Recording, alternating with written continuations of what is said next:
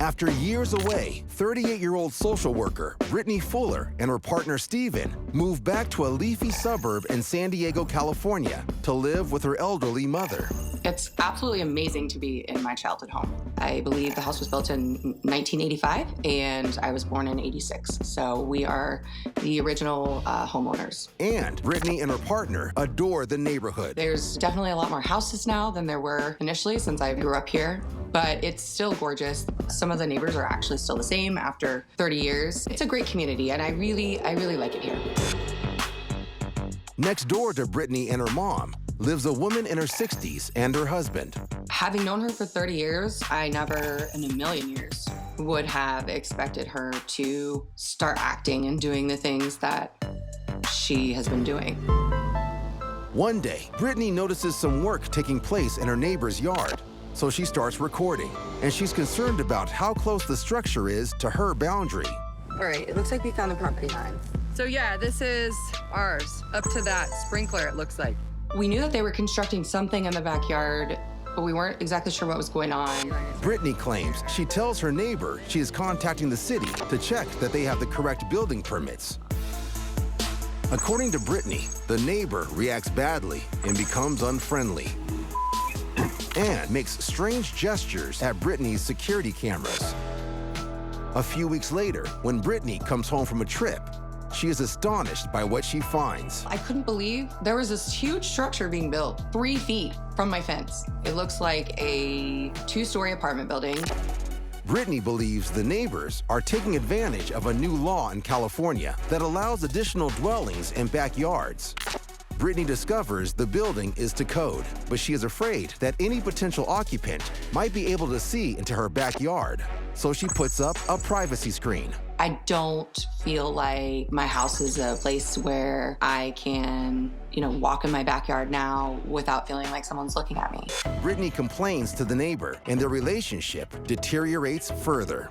A couple of weeks later, Brittany is in her backyard. Without warning, the neighbor appears through a hole in the fence, so Brittany starts recording. Yeah, tape it.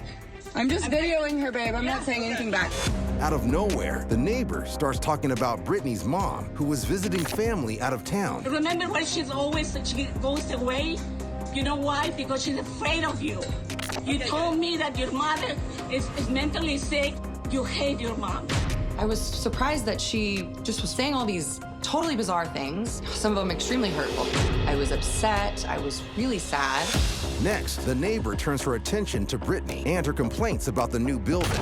You tell people that you love everybody. No, you do not. Just because you don't have the view of my backyard, you hate it. Why don't you make your own? For once, start working. At this point, I'm really frustrated. It made me angry. When does it end? You put in here love wings, you should put hatred wings because that's what you're doing. It was scary to be in my own backyard. It feels so like I can't make this woman stop. After this day, Brittany is granted a temporary order of protection against the neighbor by the courts. But Brittany claims the relationship with the neighbor continues to be poor. When the neighbors go back to court, the judge lifts the restraining order. So Brittany realizes she has to make peace with the neighbor and the new building. She is adamant that she and her mother want to stay in the neighborhood. This is my home. This is where I grew up. This is my safe place. And I'm not gonna let anyone take that away from me. You tell people that you love everybody. No, you do not. I live on a pretty big property out in the middle of nowhere in the mountains of New Mexico. And apparently, one of my neighbors has been chucking their empty cups onto my property. There's a whole bunch of them. And so what I did was I got myself a motion-activated trail cam. Let's go ahead and put it on this tree. I'm going to aim it so that it's sort of pointed at the road and pointed at the cups. And so that way, whenever one of my neighbors drives by, we'll see which neighbor is actually the one throwing the cups. The spy cam is a great idea, but sometimes the evidence just falls in your lap. Holy it's my neighbor Dale. Talk about being in the right place at the right time. Time to confront that naughty neighbor, Dale. Dale, is this yours? No. What? Have you been throwing these in my yard? No. Yes, you have. No, I haven't. You've been throwing these in my yard. Why? I wouldn't throw those in yours. Nothing to do with it. I just saw you throw this cup into my yard. You... No. Get out of here. Dale, I have you on video throwing this cup in my yard around a whole bunch of other I just got home, cups. all right? I just saw you throw this cup into my yard, and I want you to go pick up the other ones that you've been throwing in there too. You want me to what? Go pick up the other ones. Look, if you've got trash in your yard... You're getting too close. Who's getting close? You're on my property, my house. Just... Did you throw this cup on my yard? No. You did, No. and I can show you the video. Oh, I don't think so. If you go clean up the cups, I will forget about the whole thing. I have it on video. I know it was what you. you're talking about. I don't want to hear any more about it. You take your trash and you go. That is literally your trash. It's not my trash. It doesn't seem like Dale is getting the message. It's your trash, Dale. And I expect you to clean up the rest of it. Trash out. I'm going to give you one day, or I'm going to pick it up myself and dump it on your property. I don't even know what to say to you. Better be gone when I get out of there. I'm going to trust you're going to pick it all up, Dale.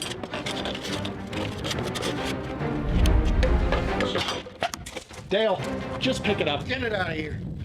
Just pick it up, Dale. One day. It's my neighbor, Dale. Camano Island, Washington is a picturesque vacation area within the Puget Sound.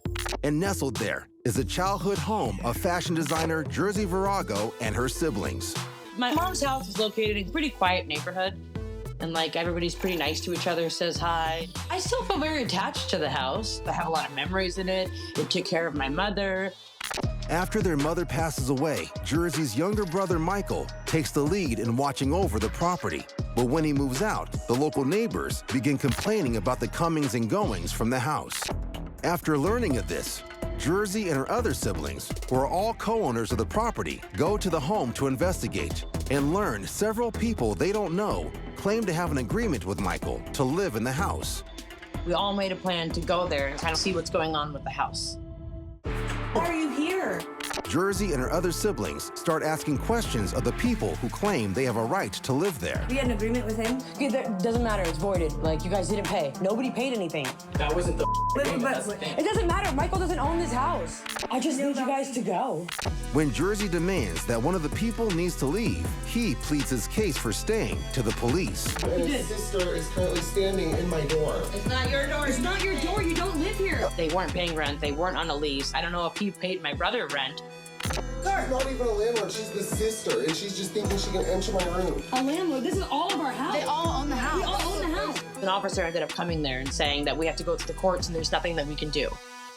Frustrated that they can't take action on this visit, Jersey and her siblings spend the next year pushing the issue through the court system, where a judge ultimately rules in their favor, giving them the authority to kick the unwanted tenants out of the house. We didn't know exactly the process of like how this was gonna go. Like, I just knew it was up to the sheriff to tell them that they had a certain amount of hours to get out of there. No, if you go on the property, how much you can, you're subject to being arrested. The sheriff's department monitors the eviction day as the tenants scramble to remove their belongings from the property, while Jersey waits to gain entry. Yeah. Okay. Well, we can finally go in. With the green light, the siblings are finally able to take back control of the property, and they're shocked by what they see. Holy this is craziness. Seeing my mom's house in that state, it was just super sad. That was our house growing up. But we got my mom's house back. With the unwanted tenants gone, Jersey and her older brother turn their attention to restoring the house back to the way it was, so it can be sold. That house gave me and my family like a lot of happy memories. And so I would hope that someone can live there that can honor it. Despite the dark and dingy experience, Jersey is optimistic about the future. It was just a lot for me. And I know other people have gone through this and are going through it. And I mean, they'll prevail too. So gross. But we got my mom's house back.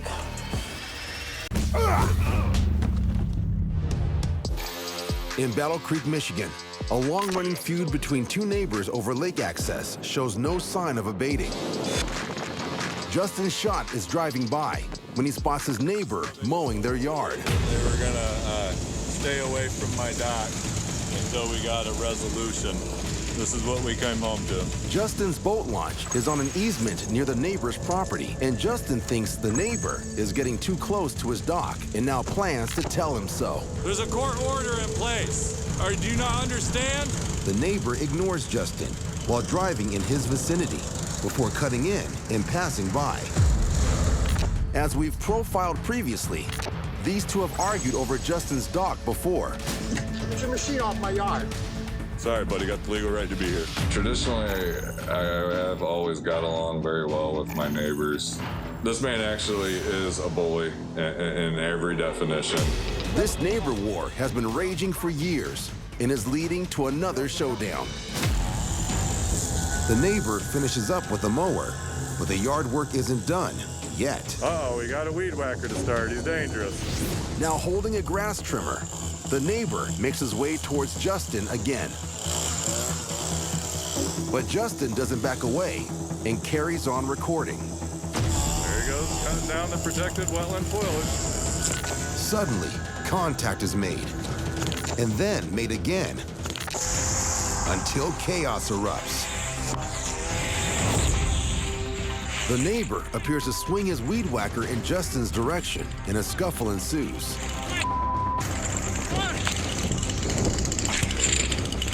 At one point, the weed whacker is jarred free, which Justin picks up and hurls into the lake. What is your deal, bro?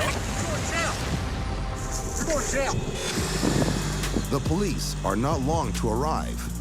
This is what happens when you assault and batter people with a deadly weapon and actually get caught on video.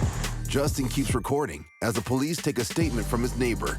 And then Justin gives his version of events. He's moving his way that direction, and you pushed him That's toward the lake. He started slamming himself into me. The issue is that he's getting charged with felonious assault.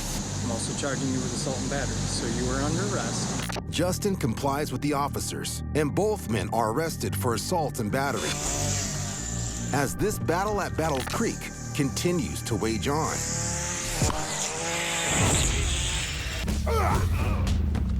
When 30-year-old social worker Wadney Sargent and her husband Alex move into a tranquil family suburb in West Palm Beach, Florida, they are over the moon. It was the perfect neighborhood for me and my husband and the doggy. We were filled with excitement, and it was emotional too. And then it came to a nightmare.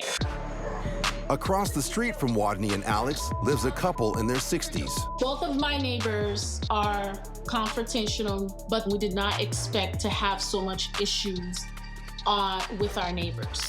The first instance is when, unbeknownst to Alex, Wadney throws him a birthday party. But shortly after the cake is served, Wadney claims the evening is ruined. The neighbor makes a noise complaint and starts recording her guests, so Wadney starts recording too. You're on here trying to disturb our party. When I came outside and he was filming me, I felt frustrated and upset and angry. I was kind of trying to chase him away. You came out of your house to do this, okay? Yeah, do the same. I'm doing the same too. And I'm gonna send this email to the HOA tomorrow, okay? Because you're trying to disturb my husband's party. So you're recording me, and you're not supposed to be recording me without information. Wadney says the police arrive, as she believes the neighbors call them. I was upset and I was angry, but the party did continue because the officers did not find any evidence of loud music. However, 2 weeks later, Wadney states the neighbors complain about the noise from a game night she hosts in her garage. When the couple comes outside, Wadney is worried, so she starts recording. You need to off my property. Don't you ever come back. Wadney says she's standing on the street, not on their land, and she's aghast by the neighbor's outburst. I'm feeling angry, and I felt like maybe we made the wrong decision of moving into this particular home. We could be with our family because of you and your friends. You're the trashiest people that ever moved in this neighborhood. Wadney admits she and her husband like to host gatherings in their lovely new home. But she maintains they never go late and are not too loud. However, the neighbor has more to say. We didn't get done Easter because of you! Keeping us up till 3 o'clock in the morning! Record that! This is really happening. After this exchange, Wadney says she tries to avoid the neighbors. The current situation with my neighbors now is that I do feel more anxiety. Typically, I don't go outside, but I'm trying to get better at going outside. She's at the window. Oh my gosh, she just closed the blind. Wadney and her husband start to look at new neighborhoods. Then, they have a change of heart. This is our forever home, so we decided to stay. We have another event coming up, and we are planning on having music and enjoying our time with our friends and family. You're the trashiest people that ever moved in this neighborhood. Record that!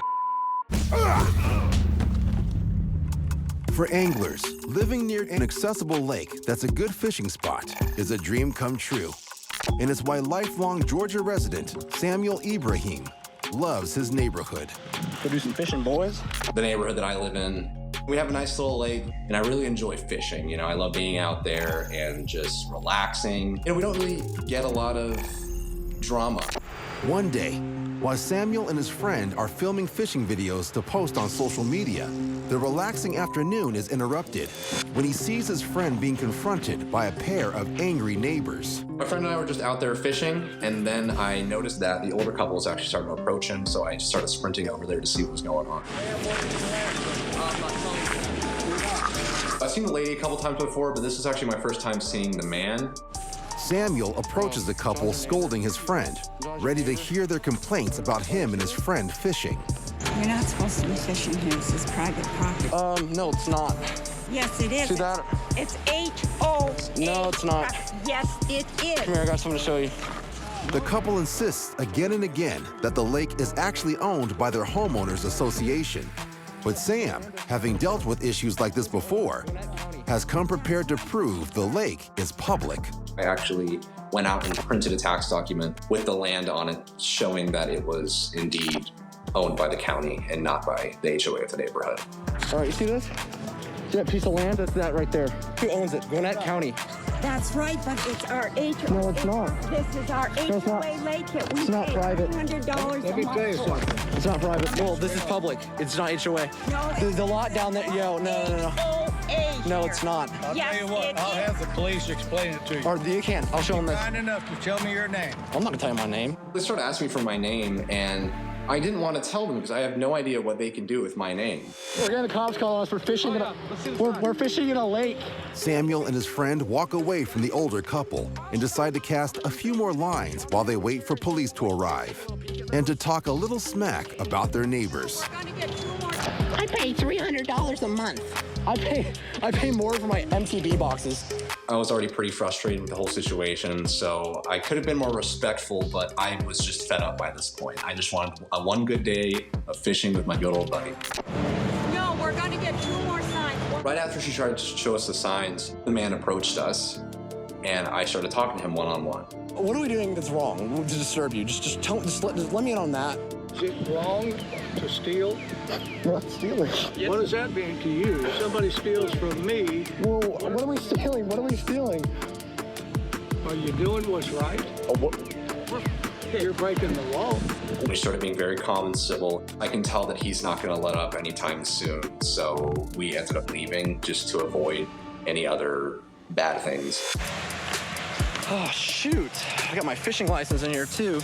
The police never arrive, so Samuel and his friend pack up for the day and leave this prized fishing lake behind with no plan to return.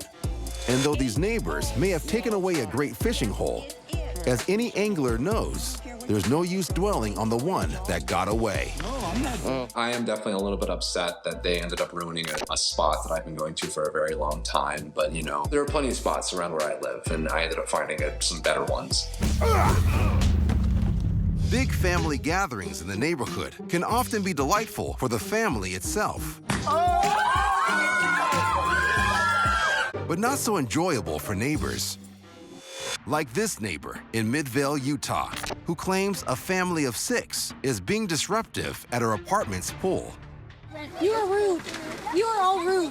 You just come in here like you own it. It's rude. And when things start to heat up, a member of the family starts recording. If we're disturbing people, we apologize. No, you were disturbing us. You didn't even ask us. You didn't even ask that What guy. should we ask? Like, is it okay if we swim here? The woman says she's never seen the family in her complex before, but the man insists the family has a right to be at the pool, as they're visiting his brother who lives at the apartment complex. So what, are you going to turn us away? You're going to be rude and turn us away? That's going to be rude. Say, no, we'd like to have the pool auto also. Us too. So do we. Who cares? It's semantics. You don't pay. You don't live here. We. This is my family. This is family. Oh, okay, Lily, I understand, but it's 2 people. The conversation reaches its boiling point when other members of the family get involved. You guys know damn well it says 2 people per apartment. It doesn't matter. You've already told us. Walk away. And you bring 20. Can I just tell you that if you don't want to live in a family community, then go live somewhere where there are no children. So you think it's okay to bring 20 people when you If you pay for an HOA, $300 a month, yeah. The woman doesn't let up as she continues to tell the family about the pool regulations. The rules are 2 people per apartment. Maybe it's not for somebody. Oh, I will find out tomorrow and it will Go be. ahead. Go get your kid. Walk away. I'm pretty sure it doesn't say 20. Go get your kid. You were over there yelling to get in. Blonde Let them Jen's all got in. Well, They're my family. Oh, okay. I have 50 people in my family. I'll bring them all in. I wouldn't do that. It's rude. But I wouldn't care. There's people. You're weird. There are people that would care. You are one of the few people that would actually care. Let me go. Let me go. There's so many complaints. there are no complaints. We don't care. Does she own it? She own it? She lives in an apartment. Clearly exasperated and having made her point, the woman leaves the pool area.